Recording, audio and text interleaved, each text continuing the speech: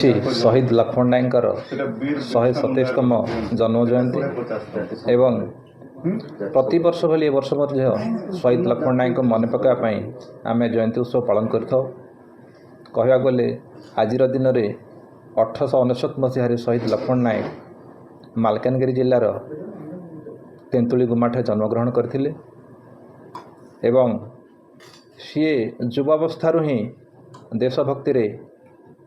अनुप्राणित होते सबले चाहूले केमिति मदमुक्ति हम केमिति लोक बंडेड लेबर जोटा कि गति श्रमिक व्यवस्था उच्छेद हम जो खजना दिहे ब्रिटिश सरकार को से खजना केमिति लोके बंद करेंगे यही सबू को नहीं से जो अवस्था ही तांकर संग्राम जारी रखी एवं परे परे से जातीय कांग्रेस रे सामिल है यही जो आंदोलनटा को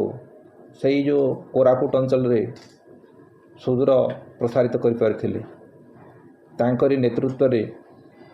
भारत छाड़ आंदोलन समय 1942 मसीहा अगस्ट 21 तारिख दिन से माने माथली थाना घेराव करथिले जातीय कांग्रेस पताका सहित जो आपणकर गांधी को धून देइथिले एवं जेते बेले से माने थाना भीतर को प्रवेश करी पताका उत्तोलन करके जाउथिले से समय पुलिस रो बिना सूचना रे तांको पुर को गुली चालना लाठी चालना हेतिला सही समय 5 जन लोक शहीद होते एवं 17 जन लोक आघात प्राप्त होते शहीद लक्ष्मण नायक आघात प्राप्त होते से जो पाचेरी कड़े थी गोटे ड्रेन पर फिंगी देते से मुमूर्षु अवस्था से उठला गोटे मिछ मामलें जो कि फॉरेस्ट गार्ड जी रमैया मर्डर केस संश्लिष्ट करागला एवं से परवर्ती मुहूर्त में कोरापुट जेल को स्थानांतरित होते एवं से विचार समय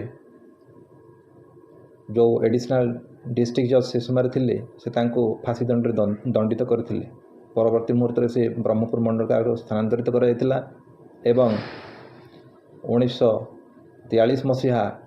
मार्च मास 29 तारिख दिन फांसी दंड दंडित कराइला फांसी खुंट को जीवा पूर्व से गोटे कथा कही जदि सूर्य सत्य जदि चंद्र सत्य ताले निश्चित भाव में भारत माँ दिने स्वाधीन हम सत सत तांकर से उक्ति सत्य प्रमाणित है एवं आज जो आम जो स्वाधीन भारत बोली कहूचे से जो महामनीषी से जो महापुरुष से जो संग्रामी मान प्रचेषा आज आम स्वाधीन प्राप्ति लाभ करूँ। धन्यवाद।